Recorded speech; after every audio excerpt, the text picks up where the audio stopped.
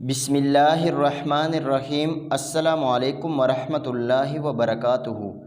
ایک دفعہ سلطان صلاح الدین ایوبی رحمۃ اللہ علیہ اپنے چند وزیروں کے ساتھ موصل سے مصر واپس جا رہے تھے تو راستے میں ان کا گزر بادشاہ ریناٹ کی سلطنت سے ہوا تو دیکھا کہ ایک جگہ کافی ہجوم لگا ہوا ہے اور معلوم کرنے پہ پتہ چلا کہ یہ عیسائیوں کا ایک تہوار ہے جس میں ایک عیسائی وزیر کی شادی ہو رہی ہے۔ یہ سن کر وزیروں مشیروں کا تمام قافلہ اور سلطان صلاح الدین ایوبی رحمۃ اللہ علیہ اسے بغور دیکھنے لگے۔ تھوڑی دیر دیکھنے کے بعد سلطان صلاح الدین ایوبی رحمۃ اللہ علیہ کی زبان سے بے ساختہ نکل گیا کہ کبھی یہ نوجوان اور گھوڑے میدان جنگ کی شان ہوا کرتے تھے، اب یہ دونوں شادیوں اور میلوں میں ناچتے پھرتے ہیں۔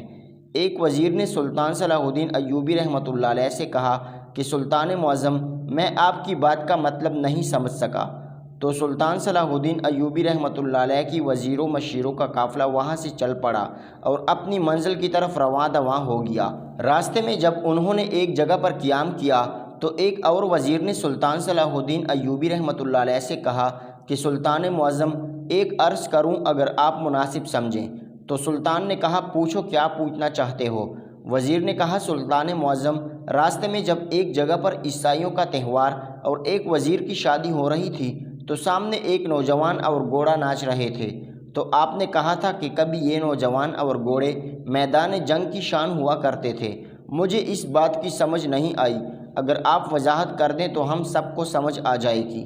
سلطان صلاح الدین ایوبی رحمۃ اللہ علیہ نے فرمایا کہ چند عرصہ پہلے مجھے ایک وزیر نے بتایا کہ مصر کی سب سے بڑی جامع مسجد کے امام صاحب، جو کہ بہت نیک اور اللہ کے برگزیدہ بندے ہیں، اس امام صاحب کے بیٹے نے بادشاہ ریناٹ کے ہاتھ پر بیعت کر لی ہے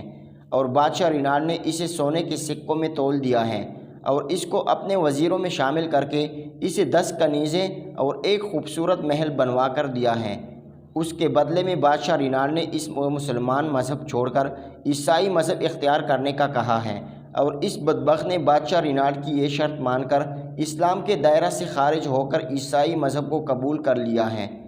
یہ خبر سن کر میں نے اس وزیر سے کہا کہ اس کے والد صاحب کا اس بارے میں کیا کہنا ہے۔ تو وزیر نے کہا کہ سلطان معظم، اس نے اسے اپنا بیٹا ماننے سے انکار کر دیا ہے اور تمام لوگوں سے اس کے بدلے ہوئے رویے کی وجہ سے معافی بھی مانگی ہے۔ یہ خبر سن کر میں کچھ پریشان ہوا کہ اس طرح تو بادشاہ ریناٹ مسلمان نوجوانوں کو دولت کے نشے میں خریدنے اور توڑنے کی پوری کوشش کرے گا، اور جس طرح اس امام مسجد کا بیٹا غافل ہو کر راہ حق سے بھٹک چکا ہے، کہیں کوئی اور نوجوان صراط مستقیم سے بھٹک نہ جائے، کیونکہ اس وقت بادشاہ ریناٹ اور مسلمانوں کے درمیان جنگ نہ کرنے کا معاہدہ ہو چکا تھا۔ اور تمام وزیر یہ سن کر پریشان بھی تھے اور سوچ و گما بھی کر رہے تھے کہ اب سلطان کیا کریں گے۔ پھر میں نے جب وزیروں کے چہرے کے تاثرات پڑھے تو میں نے تمام وزیروں کے سامنے کہا کہ اگر اسلام میں ہمارے پیارے نبی صلی اللہ علیہ وسلم نے معاہدہ اور وعدے کی پاسداری کرنے کا حکم جاری نہ کیا ہوتا تو میں آج ہی بادشاہ ریناٹ کو صفحہ ہستی سے مٹا دیتا۔ پھر میں نے بادشاہ ریناٹ کو خط لکھا کہ تم مسلمان نوجوانوں کو گمراہ کرنے کی کوشش کر رہے ہو، یہ تم بھی بخوبی جانتے ہو کہ تم غلط کر رہے ہو۔ تم دولت کے نشے میں خود تو اندھے ہو چکے ہو، لیکن بعض ایسے بدبخت مسلمان نوجوان بھی ہیں جو تمہیں دیکھ کر تمہارے جیسی زندگی گزارنا چاہتے ہیں، لیکن وہ دنیا اور آخرت کے ثواب سے لا علم ہیں۔ بہتری اسی میں ہے کہ تم باز آ جاؤ۔ اگر دوبارہ میں نے اس طرح کی کوئی خبر سنی تو میں یہ بھول جاؤں گا کہ ہمارے درمیان کسی قسم کا کوئی معاہدہ ہوا ہے۔ جب ایک قاصد یہ خط لے کر بادشاہ ریناٹ کے پاس گیا تو بادشاہ ریناٹ سمجھ گیا یہ یقیناً سلطان صلاح الدین ایوبی رحمۃ اللہ علیہ کا غصے برا خط ہے۔ بادشاہ ریناٹ نے جب یہ خط پڑھا تو اس کے چہرے سے پریشانی واضح ہو رہی تھی۔ سلطان صلاح الدین ایوبی رحمۃ اللہ علیہ کے خط کے جواب میں بادشاہ ریناٹ نے اپنا خط سلطان صلاح الدین ایوبی رحمۃ اللہ علیہ کی طرف بھیجا۔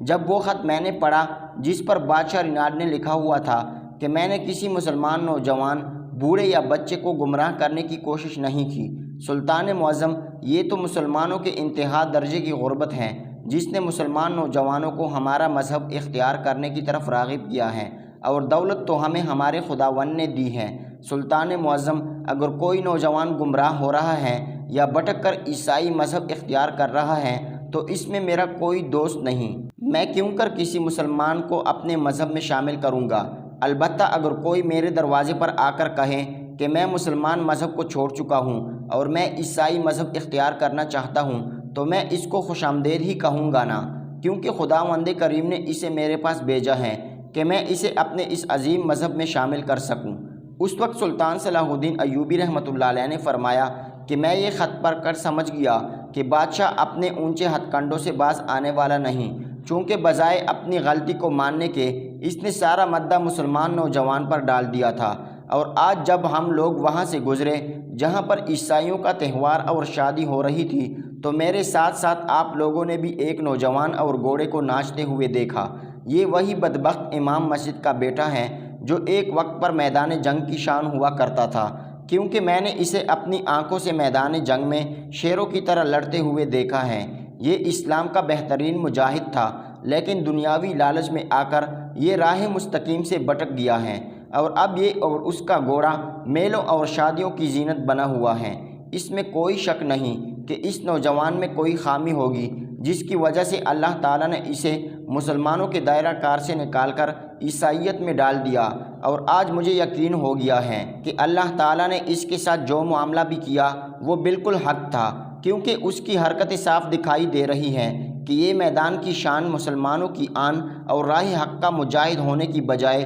ناچ گانے میں زیادہ دلچسپی رکھتا ہوگا۔ سلطان صلاح الدین ایوبی رحمۃ اللہ علیہ کی یہ بات سن کر تمام وزیر بڑے حیران ہوئے اور اونچی آواز میں اللہ تعالیٰ سے دعا کرنے لگے کہ یا اللہ، ہم میں جو بھی خامی ہے اسے دور کر دیں اور ہمیں اس راہ حق کے مذہب یعنی دائرہ اسلام سے کبھی بھی کسی وجہ سے خارج نہ کرنا۔ ہمارے دلوں کو مضبوط فرما، دنیاوی لالچ، دنیاوی دولت، عشرت و عشرت ہمیں کہیں غافل نہ کر دے، ہماری مدد فرما، بے شک تو ہی مدد فرمانے والا ہے، اور ہمیں راہ حق پر ہمیشہ قائم دائم رکھنا یہاں تک کہ ہماری جان اسی سفر میں چلی جائے۔ پھر تاریخ نے دیکھا کہ چند ہی عرصے بعد سلطان صلاح الدین ایوبی رحمۃ اللہ علیہ اور بادشاہ ریناڑ کے درمیان جنگ ہوئی، تو اللہ تعالیٰ کے فضل و کرم سے سلطان نے بادشاہ ریناڑ اور تمام عیسائیوں کو دھول چٹا دی اور اسلام کا پرچم بلند کیا۔ سلطان صلاح الدین ایوبی رحمۃ اللہ علیہ کی عقل مندی اور دور اندیشی کا ایک اور واقعہ جو کہ سلطان کے انصاف پر مبنی ہے۔ ایک دفعہ ایک وزیر کے بارے میں سلطان صلاح الدین ایوبی رحمۃ اللہ علیہ کو بہت زیادہ شکایات ملنے لگیں۔ سلطان صلاح الدین ایوبی رحمۃ اللہ علیہ جانتا تھا یہ سب حاسد لوگوں کا کام ہے، لیکن جب لوگوں کی شکایات حد سے زیادہ بڑھنے لگی تو سلطان صلاح الدین ایوبی رحمۃ اللہ علیہ نے اپنے اس وزیر کی طرف حکم بھیجا اور کہا کل صبح میری عدالت میں میرے سامنے حاضر ہونا اور اپنی صفائی میں جو تمہیں کہنا ہے ضرور کہہ سکتے ہو۔ جب سے بات سلطان صلاح الدین ایوبی رحمۃ اللہ علیہ کے وزیر نے سنی تو وہ وزیر اتنا زیادہ ایماندار عقل مند تھا کہ اس نے اپنے ساتھیوں کو حکم دیا کہ جن جن لوگوں نے میرے خلاف سلطان کے سامنے شکایات لگائی ان کو جتنا چاہے سونا دے دو، لیکن ان کو کہو اپنی شکایات واپس لے لیں۔ اتنے میں سپاہی بولے حضور، ہم بھی جانتے ہیں اور سلطان بھی جانتا ہے کہ آپ بے گناہ ہیں، یہ صرف منافقوں کی چال ہیں۔ تو اس وزیر نے کہا اگر مجھے سلطان صلاح الدین ایوبی رحمۃ اللہ علیہ کے سامنے حاضر ہونا پڑے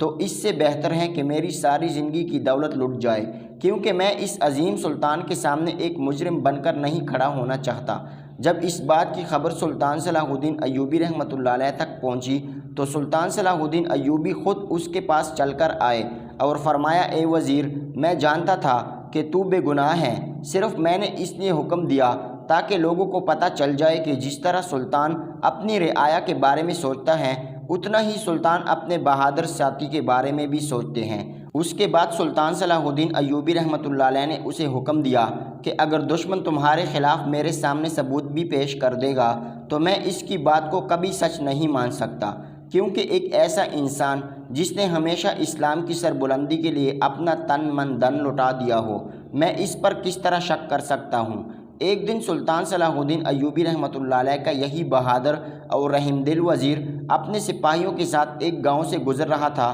کہ دو بچے وہاں بیٹھ کر رو رہے تھے۔ سلطان کا وزیر اپنے گھوڑے سے اترا اور بچوں کے پاس گیا اور پوچھا بیٹا تم کیوں رو رہے ہو؟ ان دونوں بچوں نے کہا حضور، ہمارے ساتھ بہت ناانصافی ہوئی ہے۔ سلطان کے وزیر نے پوچھا بیٹا بتاؤ تو صحیح، تمہارے ساتھ کیا ناانصافی ہوئی ہے؟ تو وہ کہنے لگے حضور، ہمارا باپ ایک بہت بڑا تاجر تھا، ہمارے باپ کا نام صوفی سفیان تھا، हमारी माँ हमारे बचपन ही में वफ़ात पा गई, तो हम दोनों की परवरिश हमारा बाप करता रहा। जब हमारा बाप बूढ़ा होने लगा तो उसने हमें कहा कि मैं तुम्हारी जितनी भी जमा पूंजी हैं वो काजी साहब के पास रखवा कर हज पर जा रहा हूँ। जब तुम समझदार हो जाना तो जाकर उससे ले लेना, और अगर मैं वापस आ गया तो मैं अपनी अमानत मैं इस काजी से वापस ले लूँगा। फिर सुल्तान के वज़ीर ने पूछा, क्या काजी साहब ने तुम्हारे बाप की अमानत वापस नहीं लुटाई? तो उन दोनों में से बड़ा भाई कहने लगा, हुजूर, जब हमें सिक्कों की ज़रूरत हुई तो हम काजी साहब के पास गए और कहा हमारे बाबा ने जो आपके पास अमानत रखवाई थी वो हमें वापस कर दें। तो काजी साहब ने हमें सिर्फ 100 सोने के सिक्के निकाल कर दिए और कहा ये ले जाओ, जबकि हमारे बाप की जमा पूंजी तो 1000 सोने के सिक्के थी। सुल्तान सलाहुद्दीन अय्यूबी रहमतुल्लाह अलैह का वज़ीर बड़ा हैरान हुआ और उन बच्चों से पूछा कि तुम्हारे बाप ने काजी साहब को क्या ज़ुबान दी थी? तो बड़े भाई ने कहा, मेरे बाबा ने काजी साहब को कहा था कि जो तुम्हारा दिल करे मेरे बच्चों को वो रकम दे देना और बाकी अपने पास रख लेना। जब सुल्तान के वज़ीर ने इन बच्चों के बाप यानी उस ताजिर का नाम सुना तो दिल में सोचने लगा कि वो ताजिर तो बड़ा ही अक्लमंद और दाना था। बड़े बड़े ताजिर इससे कारोबारी सिलसिले में मशवरे लेते थे। आखिर इस ताजिर ने अपनी बेवकूफ़ी कैसे की कि एक बेईमान काजी के हाथ में इतनी बड़ी दौलत देकर चला गया और उसको ये कह दिया कि जो तुम्हारा दिल करे वो मेरे दोनों बच्चों को दे देना और बाकी वापस रख लेना।